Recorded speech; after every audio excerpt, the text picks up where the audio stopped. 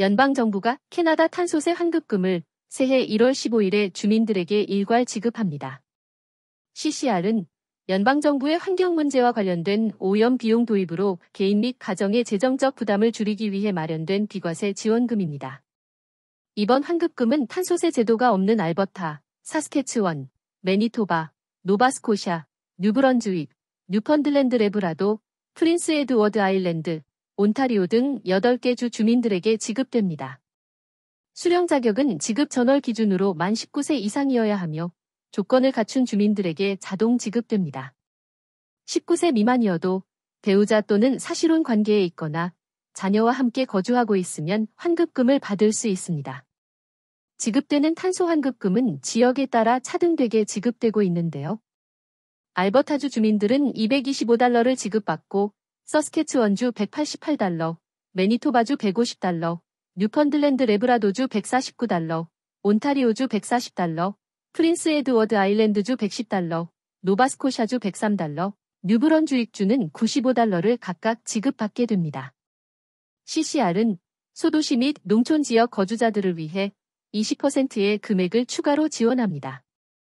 이 혜택은 대도시권 외곽에 거주하는 경우에만 적용되며 프린스 에드워드 아일랜드 주민에게는 기본 지급액에 포함되어 있습니다.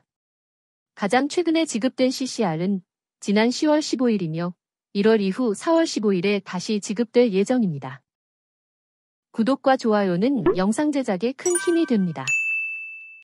지난 12월 30일 월요일 저녁 8시 45분경 쉐퍼드 이스트와 돈밀 로드에 위치한 페어뷰몰 보석 매장에 망치를 든 강도가 난입하는 사건이 발생했습니다.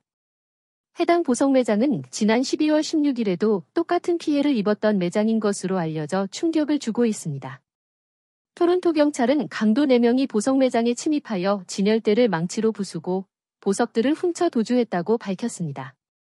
용의자 1명은 현장에서 체포됐으며 나머지 3명은 도주해 경찰이 검거에 나섰습니다. 경찰은 이번 사건으로 인한 부상자는 없으며 정확한 피해 규모에 대해서는 밝히지 않았습니다. 시민들은 대형 쇼핑몰인 페어뷰몰 보석 매장에서 동일한 강도 사건이 발생한 것에 대해 불안감을 감추지 못하고 있습니다. 또한 흉기를 든 강도들이 무방비 상태에서 활개치고 다닌 것에 대해 경비 인력을 추가 배치하는 등의 강력한 조치가 필요하다고 지적했습니다. 한편 같은 날 8시 47분에는 에글링턴 애비뉴 웨스트와 벤그레센트 근처의 한 보석상에 망치를 든 3명의 강도가 진열대를 부수고 보석을 강탈해 가는 사건이 발생했습니다. 경찰은 이들에게 배후가 있는지 여부에 수사를 집중하고 있습니다. 캐나다 보건당국이 주민들의 건강을 위협할 수 있는 2025년 유행성 질환으로 조류독감을 지목했습니다.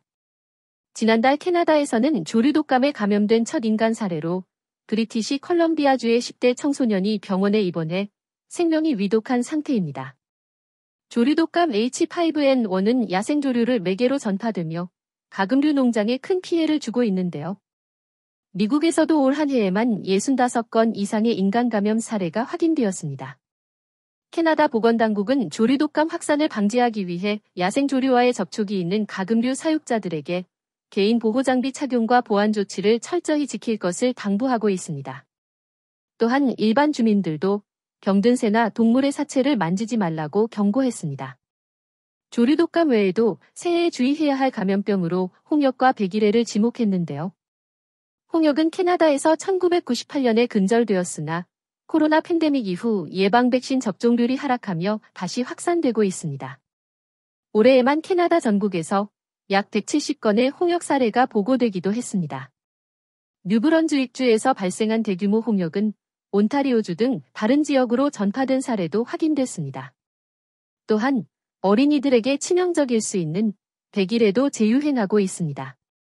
백일해는 백일 기침이라고도 하는데 수면을 취하지 못할 정도로 잦은 기침과 오랜 기간 기침 증상을 유발합니다.